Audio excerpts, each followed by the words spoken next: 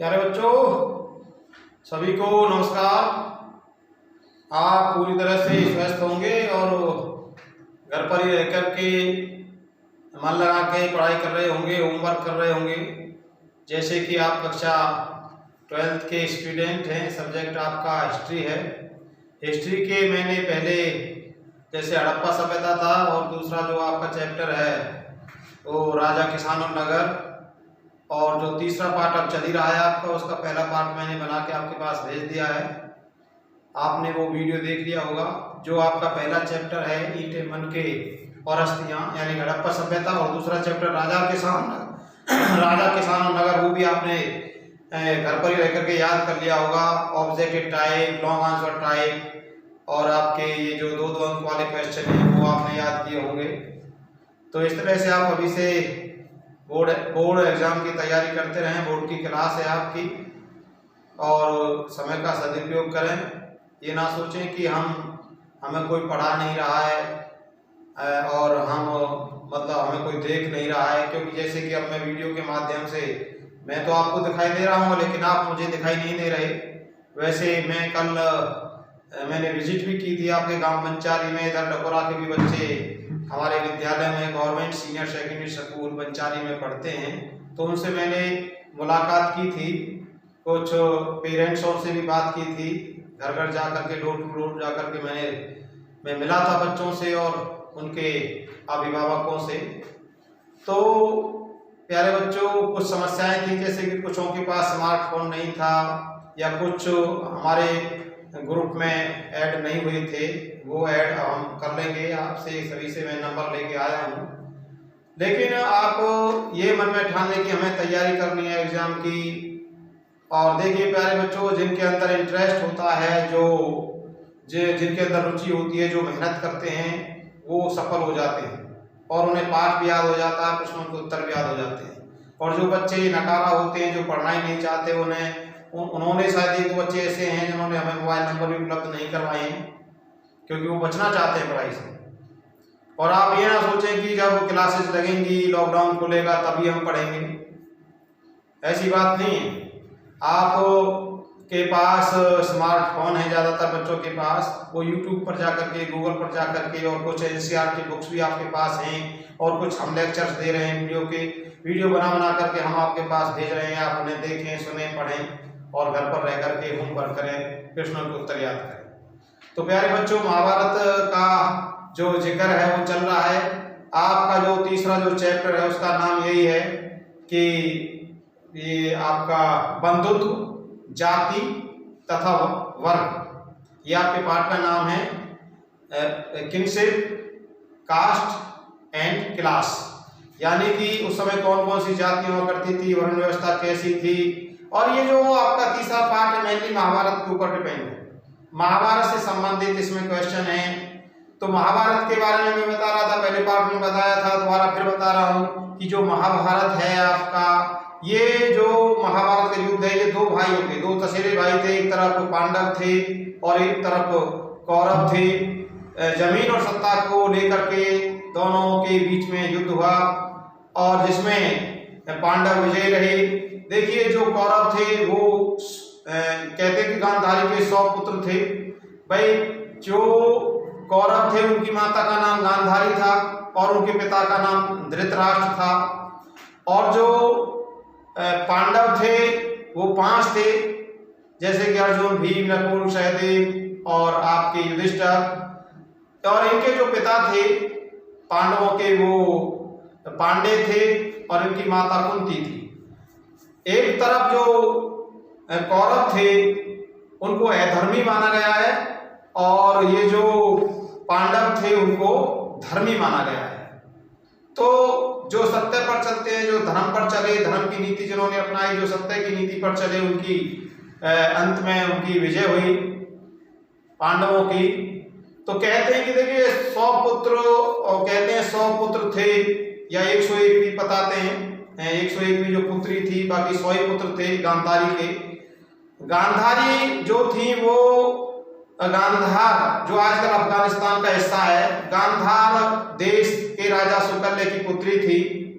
और उनका विवाह हस्तिनापुर जो आजकल मेरठ में है, पहले मेरठ के आसपास का जो क्षेत्र था या मेरठ जो जिला है आजकल उसको हस्तिनापुर, पहले हस्तिनापुर था वहां पर। तो हस्तिनापुर के महाराजा धृतराष्ट्र के साथ गांधारी का विवाह हुआ था।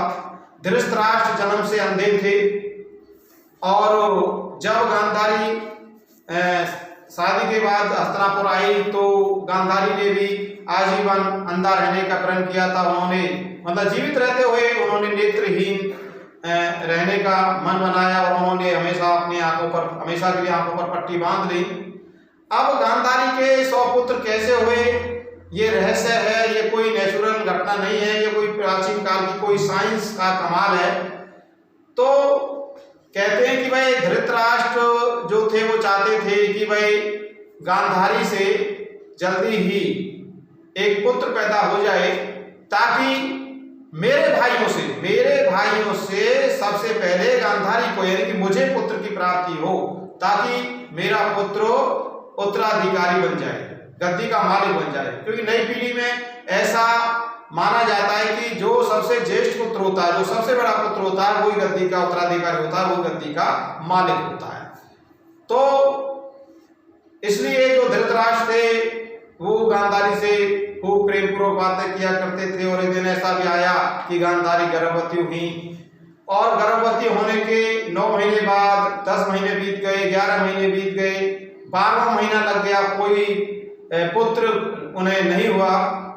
तो ऐसे में गांधारी को चिंता हुई और उन्होंने अपने गुस्से में आकर के कि भाई क्या हो रहा है, कोई पुत्र नहीं, मैं मतलब जन्म नहीं ले रहा है।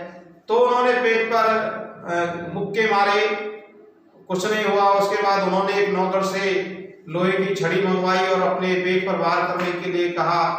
तो उस नौकर ने उनके पेट पर छड़ी से वार किए तो एक पेट से मांस का लोथड़ा बाहर निकला, जो देखने में बिल्कुल इंसान सा नहीं दिखाई देता था, कोई मतलब ऐसा अद्भुत था। कोई उसे देख करके सब डर गए और कोई लोहे, ऐसे लगता था जैसे कोई लोहे का मांस हो। तो वो बड़ी चिंता में पड़ गई गांधारी और उन्होंने उस समय महर्षि वेदव्यास को बुलाया, क्योंकि महर्षि वेदव्यास एक बार कहीं लंबी यात्रा करके कहीं से आ रहे थे। तो वो गांधारी को मिले और गांधारी ने वेदव्यास की बड़ी सेवा की, उनके जो जख्म थे उन पर मरहम लगाई, पट्टी लगाई। तो सेवा से बड़े खुश हुए वेदव्यास जी और वेदव्यास जी ने गांधारी को आशीर्वाद दिया कि उन्होंने मांगे कि भाई मुझे 100 पुत्र चाहिए। तो उन्होंने वेदव्यास जी ने गांधारी को 100 पुत्र होने का आशीर्वाद दे दिया। तो जब कुछ भी नहीं हुआ, वो एक केवल मांस का जो लोथड़ा सा पेट के बाहर निकला, तो उन्होंने गांधारी ने उनको बुलाया वेदव्यास जी को और गांधारी ने कहा कि तुमने तो कहा था कि मुझे 100 पुत्रों की प्राप्ति होगी और मुझे तो ये एक मांस का लोथड़ा मेरे पेट से गर्भ से निकला, ऐसा क्या है? तो व्यास जी ने कहा कि नहीं, ऐसी बात नहीं है, आज तक मेरा आशीर्वाद, मेरे मुंह से निकली हुई बात कभी गलत साबित नहीं हुई। लाओ मेरे पास वो मांस का लोथड़ा लेकर के आओ। तो व्यास जी ने वो मांस का लोथड़ा मंगवाया और उन्होंने उस मांस के टुकड़े मांस के लोथड़े के 100 टुकड़े किए और उन्होंने गांधारी से कहा कि भाई 100 गड्ढे मंगवाए जाए, मिट्टी के गड्ढे। तो 100 मिट्टी के गड्ढे मंगवाए गए और उनमें एक एक टुकड़ा डाल करके उनको तहखाने में रख दिया गया। एक टुकड़ा बचा लास्ट में और उन्होंने व्यास जी ने गांधारी से कहा कि एक घड़ा और मंगवाओ। 100 घड़े मंगवाने के बाद एक घड़ा मंगवाया। उन्होंने कहा कि इसको मैं इसमें रख रहा हूँ, एक पुत्री भी आपके पैदा होगी, एक पुत्री भी जन्म देगी। तो कहते हैं कि भाई कुछ समय बाद, 1-2 साल बाद वो घड़े 1-2 साल तक वो घड़े तहखाने में रख दिए गए और 2 साल बाद जब उन घड़ों को खोला गया, जो सबसे पहला घड़ा खोल करके देखा, खोला गया, तो उसमें से सबसे पहला जो पुत्र हुआ था वो दुर्योधन हुआ था। लेकिन दुर्योधन से पहले ही, दुर्योधन तो बाद में पैदा हुआ था, लेकिन पांडु के जो हस्तिनापुर के महाराजा थे पांडु, उनको सबसे पहले पुत्र धृतराष्ट्र हुआ था। इस बात की और चिंता हुई क्योंकि सबसे पहला पुत्र धृतराष्ट्र हुआ था जो पांडु का था और धृतराष्ट्र इस बात से चिंता में पड़ गए क्योंकि सबसे पहले धृतराष्ट्र युधिष्ठिर ने जन्म लिया था, इसलिए युधिष्ठिर ही गद्दी के मालिक होंगे। पांडु के जो पुत्र, जो सबसे बड़े पुत्र कौन थे? युधिष्ठिर। तो इस तरह से वो चिंता में पड़ गए और दुर्योधन तो बाद में हुए। तो इस तरह से गांधारी के 100 पुत्रों का वर्णन मिलता है। ये कोई वैसे नेचुरल नहीं है, कोई उस समय की प्राचीन काल की कोई साइंस रही होगी जिससे कि गणों के माध्यम से इनका 101 या 100 पुत्रों का जन्म हुआ। 100 पुत्र थे और जो 101वीं थी वो पुत्री थी। तो इस तरह से इनका जन्म हुआ और जमीन और सत्ता को लेकर के पांडवों में और आपके कौरवों के बीच में युद्ध हुआ, जिसमें पांडव विजयी रहे। तो प्यारे बच्चों, ये जो महाभारत है ये समाप्त हुई और इसके पश्चात हमने आपको सामाजिक, आर्थिक, धार्मिक, राजनीतिक जीवन के बारे में पहले वीडियो के माध्यम से बताया था। जाति वर्ण व्यवस्था के बारे में बताया था कि भाई ब्राह्मण, क्षत्रिय, वैश्य और शूद्र ये वर्ण थे और इनमें भी आगे चल करके जातियां बट गई। जैसे भाई कुम्हार जैसे काम करता था, मिट्टी का काम करता था, उसको कुम्हार कहा जाने लगा। सुनार जो वो करता था ज्वेलर्स का काम या सोने चांदी का काम, आभूषणों का काम, तो उसको सुनार कहा जाने लगा। तो इस तरह से जो है जातियां बड़ी कठोर बन गई। जो जिस जाति में जन्म ले लेता था वो उसी जाति का माना जाता था। तो इस तरह से आगे वर्ण व्यवस्था बनी, जाति व्यवस्था बनी और आगे जो एक इसमें कुछ ब्राह्मणों ने एक्सप्रेस लोग घोषित कर दिए कि भाई अनटचेबल जिनको कहा जाता है, जिनको छूना भी पाप समझा जाता है। तो इस तरह से चांडाल लोगों का वर्णन इसमें आता है। कई बार प्रश्नों में भी आ जाता है कि भाई चांडाल लोग कौन थे? कौन थे चांडाल? भाई गांव से बाहर रहते थे।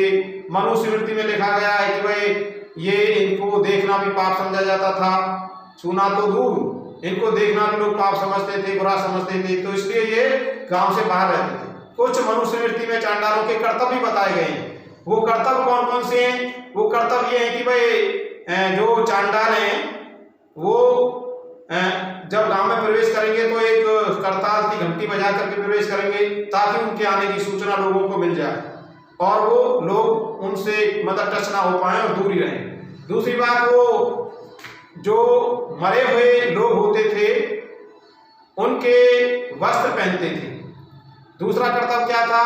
वो लोगों को द्वारा फेंके गए झूठे बर्तनों का उपयोग करते थे। और एक कर्तव्य उनका ये था कि वो जो चांडाल होते थे गांव से बाहर तो रहते ही थे, फटे टूटे कपड़े पहनते थे, लोहे के आभूषण पहनते थे और जो मरे हुए पशु होते थे उनको दफनाते थे और जो डेड बॉडी होती थी, जो लवारिस डेड बॉडी होती थी, उनको भी दफनाने का काम किया करते थे। मरे हुए पशुओं को वो छूने का काम करते थे। तो ये उनके चांडालों के कर्तव्य हुआ करते थे। तो ये भी बहुत इंपोर्टेंट प्रश्न है, चांडाल किन्हें कहा जाता था? ये गांव से बाहर होते थे, एक्सप्रेस अनटचेबल लोग उनको माना जाता था। तो इस तरह से प्यारे बच्चों ये आपकी जाति व्यवस्था, चांडाल, और ये इसमें इंपोर्टेंट प्रश्न ये बनता है कि क्या महाभारत का रचयिता एक ही था? ये बिल्कुल संभव नहीं है। महाभारत का रचयिता एक हो ही नहीं सकता, क्योंकि इसको लिखने में लगभग 1000 वर्ष लगे हैं और इतने लंबे वर्षों तक कोई भी व्यक्ति जी नहीं सकता। हालांकि जो इसके जो शुरुआती जो रचनाकार रहे हैं, यानी कि मूल कथा के जो लेखक हैं, रचनाकार हैं, वो थे भाट सारथी। मूल कथा के ओरिजिनल जो राइटर हैं, उनके मूल कथा के जो लेखक हैं वो भाट सारथी थे। और जो साहित्यिक कवि माने जाते हैं, साहित्यिक, वो कौन है? वो महर्षि वेदव्यास। तो महर्षि वेदव्यास को भी इनका लेखक माना जाता है महाभारत का। अगर कोई ये कहे कि इसका एक ही रचयिता था, एक रचयिता हो ही नहीं सकता। लगभग 1 लाख श्लोक तो इसमें मिलते हैं, 1 लाख श्लोक बताए गए हैं। तो 1 लाख श्लोकों की रचना या लिखना भी बहुत एक व्यक्ति के लिए संभव काम नहीं है। और दूसरी बात, इस महाभारत को लिखने में काफी समय लगा, इसलिए ये कहना सही नहीं है कि इसका एक ही रचयिता था। तो प्यारे बच्चों, और महाभारत के काल में एक प्रश्न इस पाठ में आपसे एक प्रश्न और इंपोर्टेंट आता है। वो प्रश्न है कि महाभारत में एक प्रश्न बहुत इंपोर्टेंट है, वो है कि क्या शासक निश्चित रूप से क्षत्रिय ही होते थे? क्या शासक निश्चित रूप से क्षत्रिय होते थे? तो आपको इसका जवाब देना है कि शासक निश्चित रूप से क्षत्रिय नहीं होते थे। ये कहना बिल्कुल गलत है कि भाई जो आपके बौद्ध ग्रंथ हैं उनमें तो कहा गया है कि वे शासक क्षत्रिय होते थे, लेकिन शासक किसी भी जाति से हो सकते थे, किसी भी वर्ण और वर्ग से हो सकते थे, क्षत्रिय भी हो सकते थे। और जैसे कि 7 महान राजा हुए वो ब्राह्मण थे, 7 महान राजा अपने आप को ब्राह्मण कहते थे। और आपने पिछला पाठ पढ़ा था राजा किसानों नगर, मैंने बताया था चंद्रगुप्त मौर्य के बारे में और उनकी वंशावली के बारे में बताया था कि भाई जो उनकी माता मुरा थी वो शूद्र थी, निम्न कुल से संबंध रखती थी। और चंद्रगुप्त मौर्य को ज्यादातर जो ब्राह्मण ग्रंथ हैं वो भी शूद्र बताते हैं, निम्न कुल से संबंधित बताते हैं चंद्रगुप्त मौर्य को। तो हम कह सकते हैं कि जो मौर्य साम्राज्य के संस्थापक थे चंद्रगुप्त मौर्य वो शूद्र थे, वो क्षत्रिय नहीं थे। और सातवाहन वंश और आपका कण्व वंश, शुंग वंश, ये सब ब्राह्मण थे। तो निश्चित रूप से शासक किसी भी वर्ग से हो सकते थे। एक ये प्रश्न आपको याद करना है। एक है प्यारे बच्चों कि विवाह, जो महाभारत काल में जो विवाह थे वो 8 प्रकार के बताए हैं। कितने प्रकार के विवाह बताए गए हैं? 8 प्रकार के। लेकिन उनमें उत्तम माने गए हैं कौन से? 4। यानी कि जो पहले 4 विवाह हैं उनको उत्तम माना गया, जो अपने माता पिता की मर्जी से होते थे, जिनको मतलब जो पिता था वो कन्यादान करता था, अपनी इच्छा से अपनी बेटी को विवाह करते समय कुछ दान भी, कुछ भेंट स्वरूप दिया करता था, जो कि उसी यानी कि अधिकार होता था बेटी का, यानी कि पुत्री का। जो पिता विवाह के अवसर पर जो दान देता था उस पर किसका अधिकार होता था? नारी का, यानी कि उस लड़की का अधिकार होता था। तो एक प्रश्न ये भी बनेगा कि जो संपत्ति है उसका बंटवारा कैसा होता था? स्त्री धन किसे कहते हैं? भाई विवाह के समय जो लड़की को पिता दान देता था, दहेज के रूप में जो देता था, तो उस पर किसका अधिकार होता था? स्त्री का ही अधिकार होता था। यानी कि जब वो अपने ससुराल जाती थी, अपने साथ लेकर के जो भी दहेज लेकर के जाती थी उस पर केवल यानी उसके पति का अधिकार नहीं होता था, ससुराल वालों का अधिकार नहीं होता था, उस लड़की का अधिकार होता था, स्त्री का ही अधिकार होता था। और स्त्री जब मर जाती थी तो उसके पुत्रों का या उसकी बेटी का या पुत्र का उस पर अधिकार हो जाता था। तो इस तरह से ये ध्यान रखना। बाकी की जो पिता की जो संपत्ति होती थी उस पर बेटी का कोई अधिकार नहीं होता था। पिता की संपत्ति को बराबर 4, जैसे किसी के 4 बेटे होते थे तो चारों बेटों में पिता की संपत्ति को बराबर बांट दिया जाता था। लेकिन जो सबसे बड़ा पुत्र होता था, जो ज्येष्ठ पुत्र होता था, उसको कुछ भाग फालतू दिया जाता था, ऐसा माना जाता है। लेकिन जो लड़की होती थी, यानी कि जैसे किसी के 3 पुत्र हैं और चौथी लड़की है, तो लड़की को पिता की संपत्ति का उत्तराधिकारी नहीं माना जाता था, लड़की को बराबर लड़कों की तरह नहीं देखा जाता था। इसलिए जो महाभारत काल है 600 ईस्वी पूर्व से 600 ईस्वी तक के बीच में, उस पर ज्यादातर के जो परिवार थे, परिवारों में पुत्र होने की ज्यादा कामना की जाती थी। देवताओं से प्रार्थना की जाती थी कि भाई हमारे परिवार में पुत्र की प्राप्ति हो। लड़की के जन्म को अशुभ माना जाता था। जब घर में लड़की पैदा हो जाती थी तो खुशी नहीं जताई जाती थी, और जब पुत्र होता था तो पुत्र होने पर सभी परिवार के लोग खुशी जताते थे, खुशियां मनाते थे। तो पुत्र की कामना सभी करते थे, पुत्री की कामना बहुत कम लोग किया करते थे।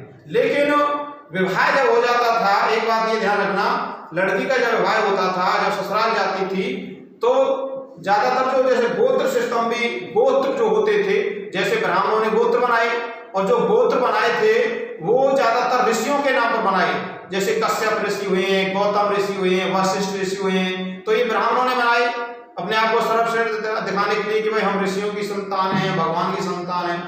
चाहे जाति व्यवस्था इतनी कठोर हो गई, एक व्यक्ति चाहे वो कैसा भी है, चाहे वो यानी कि उसमें गुण नहीं है, विद्या नहीं है, जिसके पास, जो अनपढ़ है, जो मूर्ख है, यदि किसी ब्राह्मण के घर में जन्म लेता है तो वो ब्राह्मण कहलाया जाएगा और उसकी पूरे समाज में उसका सम्मान किया जाएगा, उसको सम्मान की दृष्टि से देखा जाएगा। और जो व्यक्ति यानी कि शूद्र के घर में, सबसे निचले जो स्तर जो रखा है ब्राह्मणों ने, शूद्र, उसके घर में कोई जन्म ले लेता है और वो योग्य होते हुए भी, उसमें उसके पास विद्या होते हुए भी, योग्य होते हुए भी लेकिन वो फिर भी उसको समाज में समान की दृष्टि से नहीं देखा जाता।